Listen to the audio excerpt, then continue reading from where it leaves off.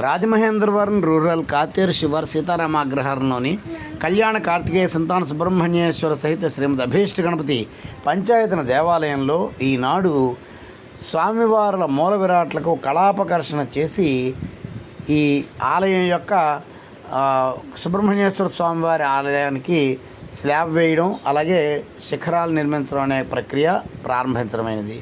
అందులో భాగంగా ఈనాడు మన కళ్యాణ కార్తికేయ సంతాన సుబ్రహ్మణ్యేశ్వర సహిత శ్రీమద్ అభీష్ట గణపతి పంచాయతన మూర్తుల యొక్క కళలను 96 కళలను కూడా కళశాలలోనికి అపకర్ష చేయడం అనేది జరిగింది. దానికి సంబంధించిన హోమాలు, అలాగే ఈ అపకర్షణ ప్రక్రియలు అంతటినీ కూడా బ్రహ్మశ్రీ వేదమూర్తులైన కుంపల సుబ్బరాయ శాస్త్రి గారి ఆధ్వర్యంలో నిర్వహించడం అనేది జరిగింది.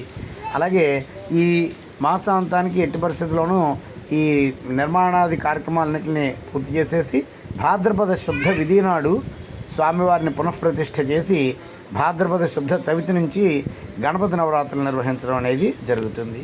సర్వేభ్య కళ్యాణ కార్తికేయ సంతాన సుబ్రహ్మణ్యేశ్వర సహిత శ్రీమద్ అభీష్ట గణపతి పంచాయతన మూర్తి అనుగ్రహ సిద్ధిరస్తు. ఈ దేవాలయం సుమారు మాకు తెలుసున్నంత వరకు 30 సంవత్సరాలుగా ఈ స్వామివారు వెలిసి ఉండడం అనేది జరిగింది. అయితే మా దృష్టిలోకి వచ్చి 20 సంవత్సరాల క్రితం ఈ స్వామివారిని తీసుకొచ్చి ఇక్కడ ప్రతిష్ఠ చేయడం అనేది జరిగింది. విగ్రహం అయితే ఎప్పటి నుంచో అందుబాటులో ఉండేది. అంతకు 15-20 సంవత్సరాల ముందు నుంచి కూడా ఈ స్వామివారి విగ్రహానికి అర్చనలు జరుగుతూ ఉండేవి అని చెప్పారు. అయితే మాకు తెలిసి 20 సంవత్సరాల క్రితం బ్రహ్మస్థ శ్రీ చావలి వెంకటరామ శాస్త్రి గారిని ఆయన తీసుకొచ్చి ఇక్కడ ఈ ప్రాంతంలో ఆయన్ని ప్రతిష్ఠ చేయడం అనేది జరిగింది. 2020లో అంటే మరి తర్వాత వెంకటరామ శాస్త్రి గారి కాలం చేసిన తర్వాత వాళ్ళ అబ్బాయి వెంకటరావు గారు కూడా ఈ ఆలయం యొక్క నిత్యాభిషేకాధ్యర్చనలు ఆయనకు వీలైనంత వరకు బ్రాహ్మణులను పెట్టి చేయిస్తూ ఉండేవారు. అయితే చేసిన వాళ్ళు ఇంచుమించు 99% కూడా మా కుటుంబం వారే.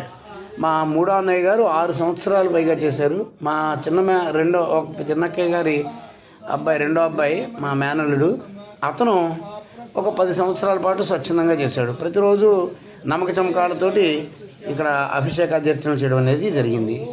అయితే ఇదిలా ఉండగా 2020లో కరోనా సమయంలో మన వెంకట్రావు గారు కాలం చేయడంతో ఈ ఆలయం పూర్తి నిరాదరణ పరిస్థితిలోకి వెళ్ళిపోయింది. అప్పుడు ఆయన కాలం చేసిన ఒక 2 నెలల తర్వాత ఈ ఆలయం పైన కొన్ని దుష్టశక్తులు పనిచేస్తూ ఉండడంతో దాన్ని నేను స్వీకరించి, అంటే అందరినీ అడగడం జరిగింది, ఎవరూ తీసుకోకపోవడంతో ఆ ఆలయం మెయింటైన్ చేస్తున్న వెంకట్రావు గారి చెల్లయ్య కూడా ఎవరినో ఒకరిని పెట్టడం, ఆ వ్యక్తి వస్తే రాకపోవడం, స్వామివారి ఇంకా అసలు పూర్తిగా నిరాదరణ అయిపోయింది అనమాట. అసలు నిత్యార్చన కూడా లేకుండా అయిపోయిన పరిస్థితి వచ్చింది. అటువంటి అప్పుడు వాళ్ళు తాళాన్ని మాకు హ్యాండ్ ఓవర్ చేసి మీరు ఏదో ఒకటి చేయండి, కనీసం ఏదో ఒకటైనా చేయండి అని మాకు అప్పచెప్పడం. తద్వారా అప్పటి నుంచి ఈ అగ్రహారంలో ఉన్న పెద్దలందరినీ సంప్రదిస్తే ఎవరు అంగీకరించకపోవడంతో చివరికి కుంపల శ్రీనివాస శర్మ అనబడే నేను ఈ ఆలయం యొక్క నిత్యాభిషేకాధ్యర్చనలే కాకుండా సంరక్షణ బాధ్యతను తీసుకోవడం అనేది జరిగింది. అయితే తాత్కాలికంగా నిత్యాభిషేకాధ్యర్చన చేయడం అనేది మొదలుపెట్టాను. కానీ మరి నా అదృష్టం అనుకోవాలో ఏమనుకోవాలో తెలియదు, కానీ అప్పటి నుంచి ఇప్పటిదాకా నిత్యాభిషేకాధ్యర్చనలు గరిష్టంగా నేనే చేయడం అనేది జరుగుతుంది. ఒకవేళ మధ్యలో ఒక వ్యక్తిని పెట్టినప్పటికీ ఆ వ్యక్తి సామాన్యమైన వ్యక్తే తప్ప అభిషేకాధ్యర్చనల విషయాలని తెలుసున్న వ్యక్తి కాదు. కేవలం మహానైవేద్యాన్ని ధూపదీపాలని నిరూపించడానికి తప్ప ఇంకా వేరేది ఆ వ్యక్తితో అవదు. అంటే చివరికి అభిషేకాధ్యర్చనలన్నీ కూడా నిర్వహిస్తున్నది ప్రస్తుతానికి నేనే చేస్తున్నాను. అయితే పెద్దలందరూ ఎవరో ఒకరిని పట్టుకుని ఆ సమయానికి ఎవరో ఒకళ్ళు స్వామివారి రప్పించడం, వారి చేత చేయించడం అనేది జరుగుతుంది. అందులో భాగంగా ఈ 2021లో ఇక్కడ కళ్యాణ కార్తికేయ సంతాన సుబ్రహ్మణ్యేశ్వర స్వామివారిని కూడా ప్రతిష్ఠించడం అనేది జరిగింది.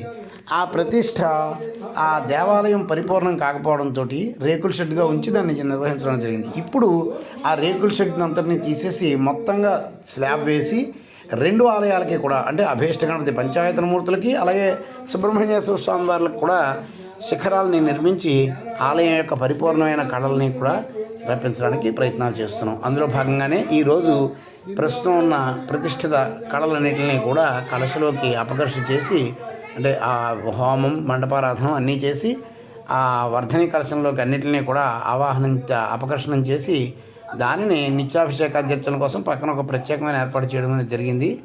అది పక్కన ఉంటుంది. ఈ ప్రక్రియ అనేది నడుస్తుంది. ఇక భగవంతుడు ఎలా నడిపించాలో ఇంకా ఆయన ఇష్టం. ఏది ఏమైనా ఈ భాద్రపద గణపతి నవరాత్రుల సమయానికి ఆలయం పరిపూర్ణంగా సిద్ధమయ్యి మళ్ళీ పునఃప్రతిష్ఠ గావించి అంటే కళాపవలోకనం జరిపించి మళ్ళీ నవరాత్రుల దగ్గర నుంచి ఉత్సవాలను ప్రారంభించడం అనేది జరుగుతుంది. ఇది ఇప్పుడు జరుగుతుంది. అయితే ఇది అభీష్ట గణపతి స్వామివారుగా మాత్రమే ఉండేది. దానిని నేను మొదలుపెట్టిన తర్వాతే ముందు పంచాయతనంగా మార్చాను. ఆ పంచాయతనాన్ని కళ్యాణ కార్తికేయ సంతాన సుబ్రహ్మణ్యేశ్వర స్వామి వారిని కూడా కలిపి ఇప్పుడు మొత్తంగా కళ్యాణ కార్తికేయ సంతాన సుబ్రహ్మణ్యేశ్వర సహిత సమేత అభీష్ట గణపతి పంచాయతన మూర్తిగా మార్చడం జరిగింది.